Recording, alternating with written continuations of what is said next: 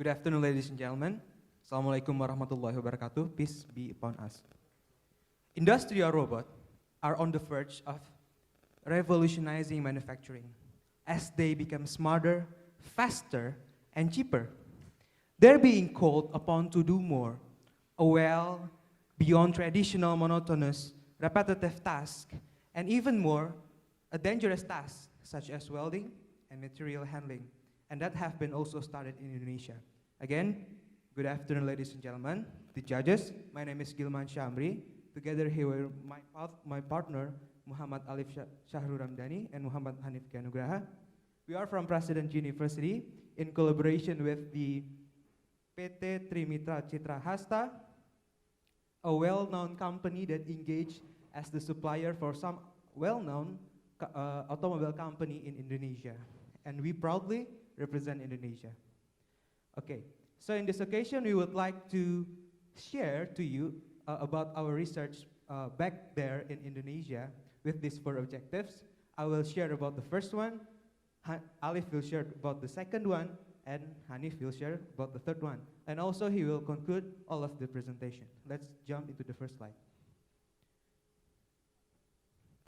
Okay, Indonesia. Indonesia is an archipelago country which has the total population of 237.6 million people. That 50% of them are the people under 29 years old. And with as the 4th populous country in the world, Indonesia, the manufacturing sector is the most contributing sector to the GDP of the country. And this sector continues to be the main source of employment by employing 14.4 million people based on the Indonesian Central Bureau of Statistics. And in the manufacturing sector, the automotive is the main pillar with the annual growing sales about 10.5%. And you know, in Indonesia, as the local production is increasing with the low-cost green car government program, many car makers see Indonesia as the future hub for their sales in the future. And with this bright market outlook,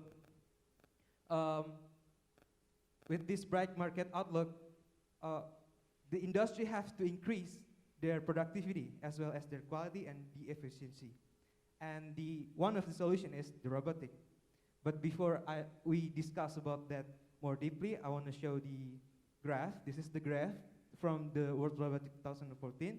We could see here in the red graph is the annual supply of industrial robots that caused by the demand of the robots itself. In the red graph is the supply in Asia and Australia. That include Japan, China, Korea, Singapore, India, and also Indonesia as well. And after we researched in PT Trimitra Citra Hasta, we detailed how robot could be the solution toward the supply chain management. And it will be briefly demonstrated by my partner, Alif Shahrul Ramdhani. Thank you. Yeah, thank you very much, Gilman, for welcoming me. It's a little bit nervous, I've shared, but yeah. Anyway, I'm gonna share to you about the case that we take on our research, based on our research a couple of weeks ago. So, as you can see on the figure, this is the supply chain process, especially the manufacturing one, beginning from the raw material and will end to the end user or the customer. And we'll be more focusing on welding process, as it is involved robotic inside of it. Talking about welding lines, there are 2 types of welding lines. This is the manual welding line, and then the other one is robotic or automation system. As you can see again on the figure, ladies and gentlemen, the manual welding lines will be needing more than 1 person, or in fact 4 persons to work on it. The first person will do the marking, and then the second guy will do the welding, the other one will do the welding too, and then the next one will do the finished goods. And then based on the data, on the valid source of our research, they will be producing 20 units per hour. So based on very simple calculations, the productivity is 5 units per man per hour, because there are 4 of them, and they are producing 20 units per hour. And then this is the automated machine, or a so-called robot, as you can see on the figure, it will only take one person to operate the robot. So the person here, as the operator, work on the robot. That robot will solve this problem, welding 1 and welding 2, and then the man, while he's waiting for the robot to finish the job, he's doing the marking and take care of the finished goods. And in fact, the productivity is 100%, or 14 units per man per hour. This is a truly contrast between the manual. Why is that so? Why is it the robot is more productive than the human itself? Well, because, humans are influenced by two major factors. There are psychological and physical factors. Because labor, in this case, cannot maintain their performance beginning in the morning, 8 in the morning, up to 5 in the afternoon. So they cannot maintain both physically and psychologically. It is very contrast and different with the robot, because the fact robot doesn't have any vacation time, and they don't need those sort of things because they don't have to. And then they're very suitable for monotonous jobs, as they don't have any emotional feelings. And then in fact, the productivity comparison will show you the contrast. 14 compared to 5, it's almost reached 300% of productivity, or in fact, 280%. And of course, if the productivity increase, the other aspects will follow as well. As you can see, if the productivity increase, the speed will increase also, the capacity utilization, the productivity, and also the safety, because the people don't have to deal with dangerous and hazardous tasks anymore. Despite of all the fact that the robot or the automated machines works very well in the industry, there will be opportunities and also the challenges facing it. And talking about opportunities and challenges, I'm welcoming my partner here, Mr. Hanif Kenugraha, will share to you how does the robotic face the opportunities and the challenges, especially in Indonesian manufacturing industry. Please welcome Mr. Han. Okay, thank you, Mr. Alif. Now I will share about the opportunities and challenges that face with robotic. There is some opportunities that make the robotic can enter the manufacturing area. First one is the increasing minimum wages.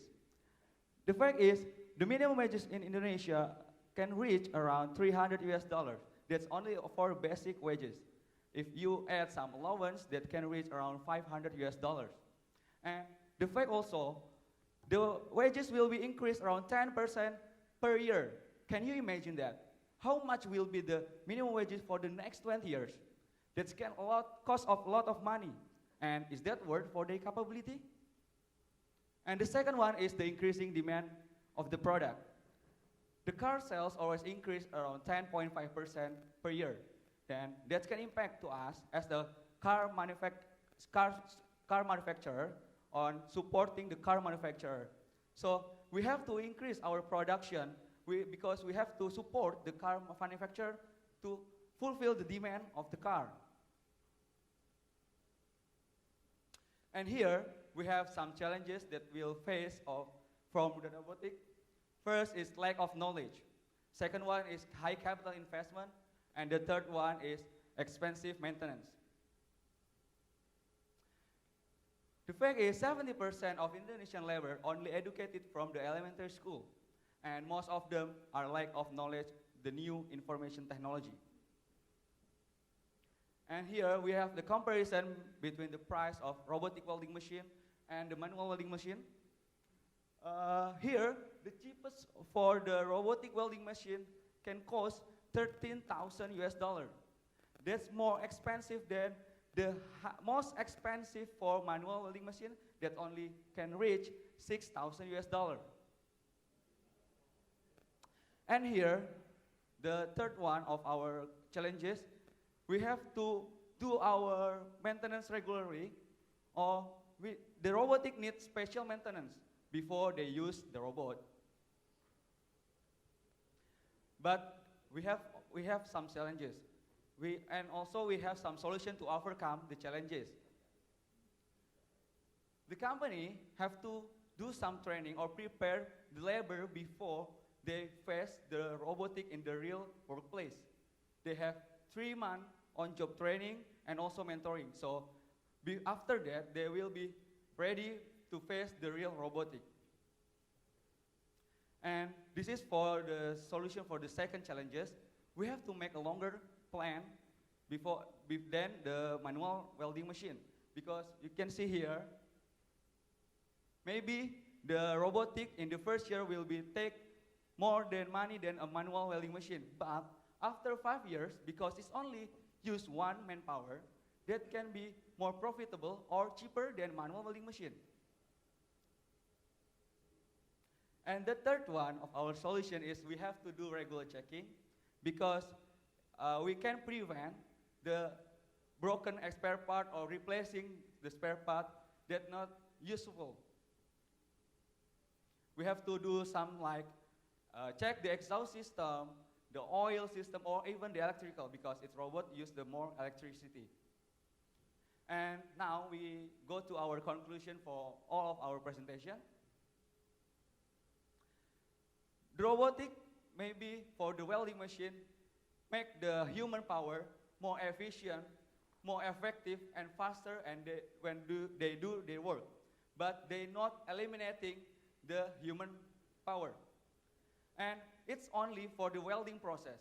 Can you imagine if we use the robotic in the whole supply chain system, maybe from the procurement until the retail system? It can make it more efficient, more effective, and even faster, and make a better supply chain system. And even we can see that maybe there will be integration between each process. And now I will show you the video of our company visit in PT Trimitra Citra Hasta.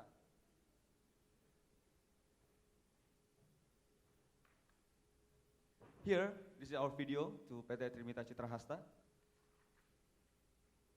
This is the first one. There is a manual welding process.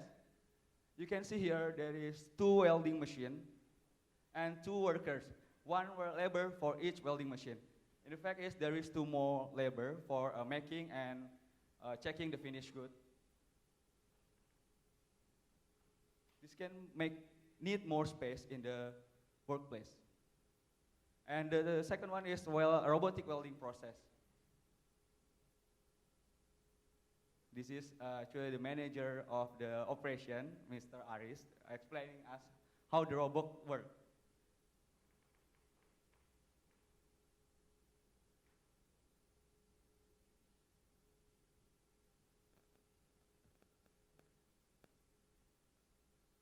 Yeah, this is the robotic welding machine.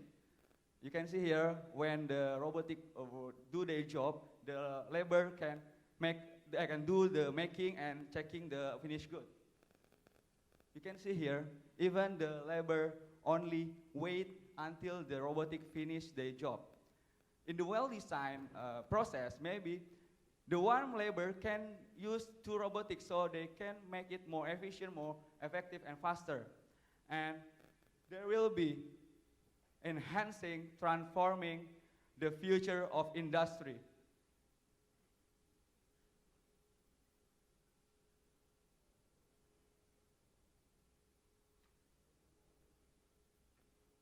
So that's all for our presentation and video.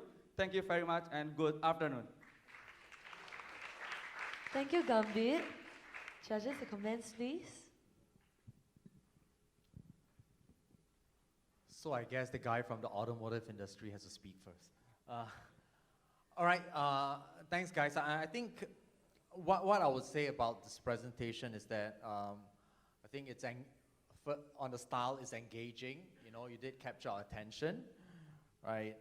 And you know, it kept me riveted to a seat and on the screen. So well done in terms of the style. Where I have some feedback or some opportunities, right, for improvement is that I don't really see the supply chain element, right, and its connection to robotics in your presentation, right? I understand where you're going with, robotics with welding, which is a very common application in the automotive industry. But I think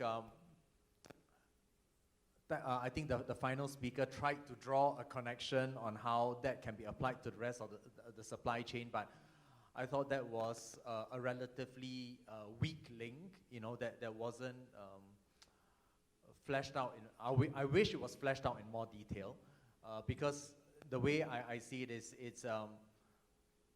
it's robotics addressing a high risk environment for human being, right, to be operating in, but I'm not sure how it really translates, right, to improving the rest of the supply chain. Thank you for feedback. Overall, I think it's a very good presentation. Well done, thank you. It's very clear, as in like the whole thing is very concise. So you bring us through the different processes of the supply chain, even though you, for this case, you only concentrate more on the welding portion. But just some pointers that maybe you will want to emphasize on after having robotics and the welding process, how can it help for the whole supply chain as a whole? And also for the industry, what are the benefits that they are able to reap in? And of course, maybe talk about like the cost, which I think will also benefit on whether would they be, implementing this robotics in the long run. Yeah, thank you. Okay, thank you for your feedback.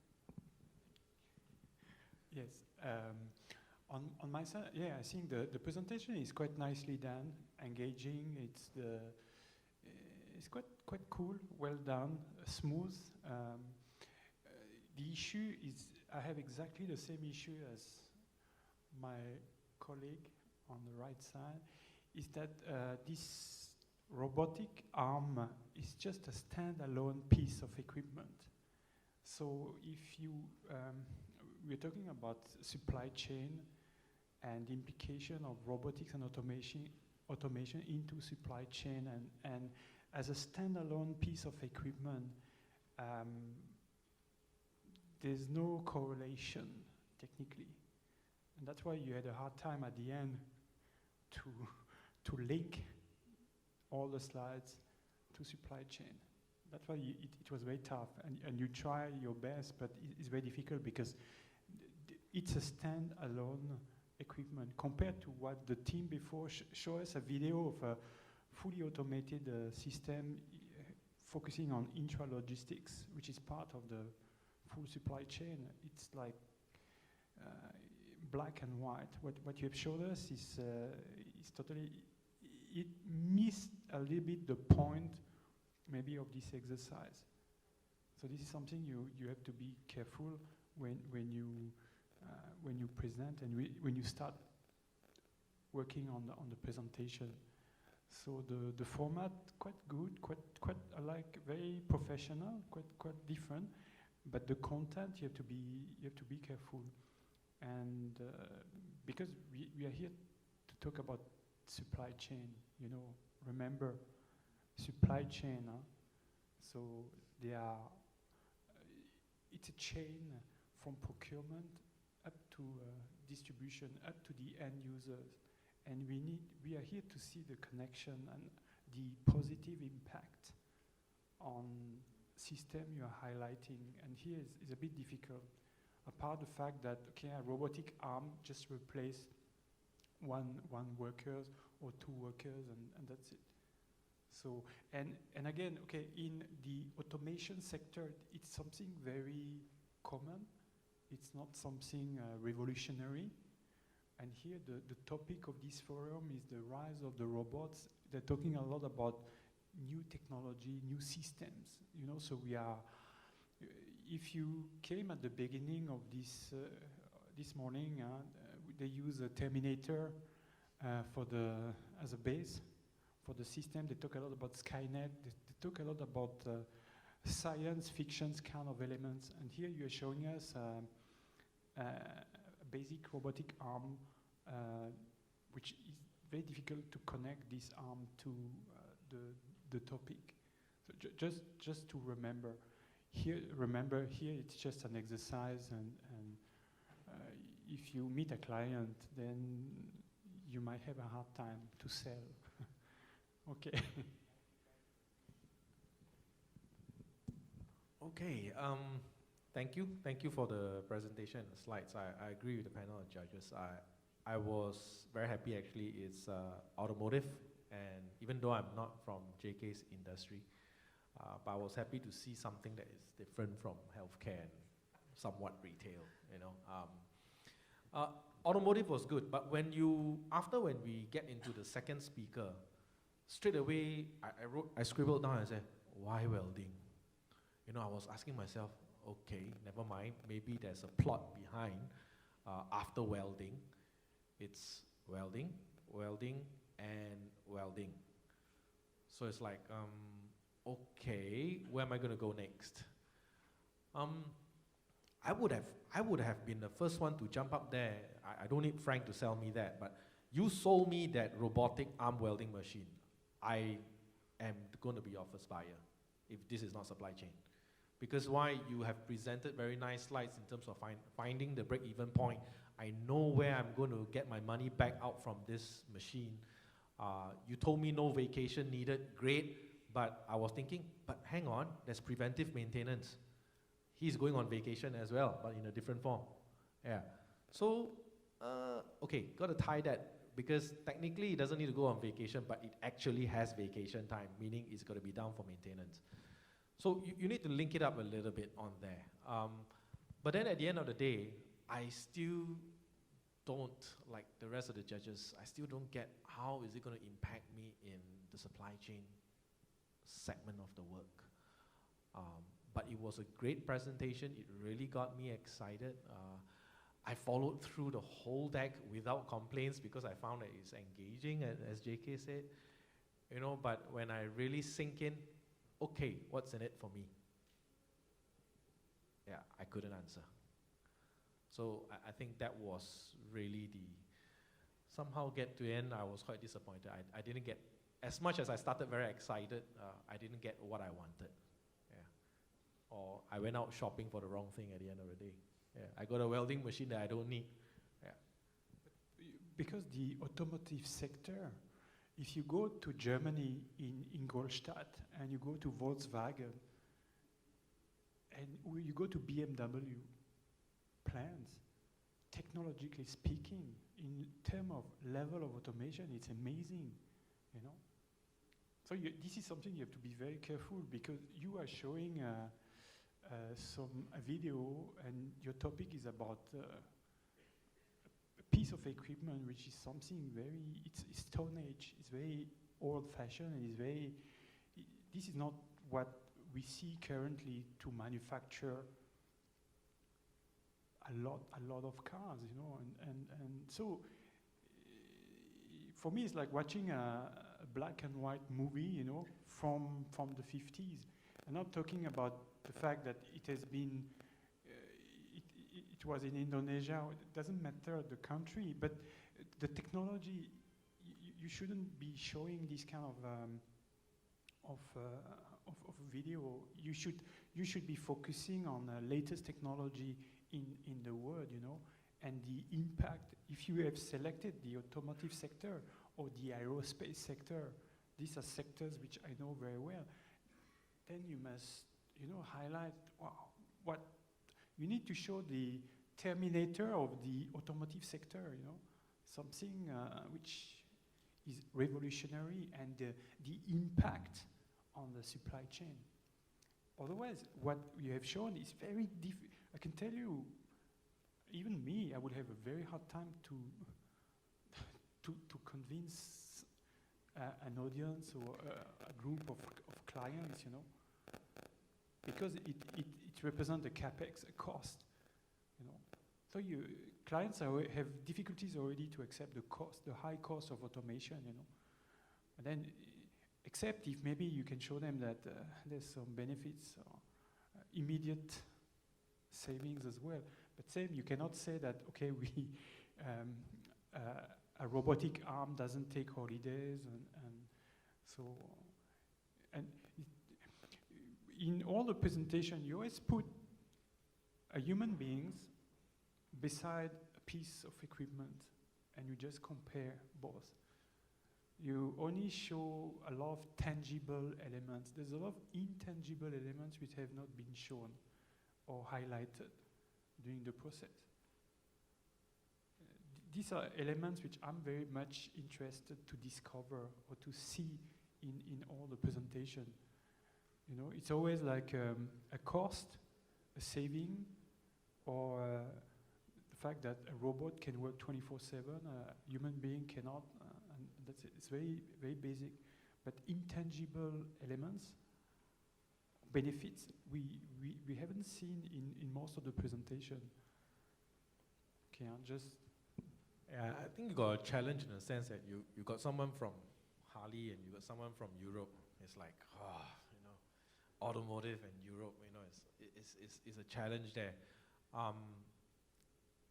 You could have done yourself a little bit of a justice if you zoom in. If you want an automotive has many tiers.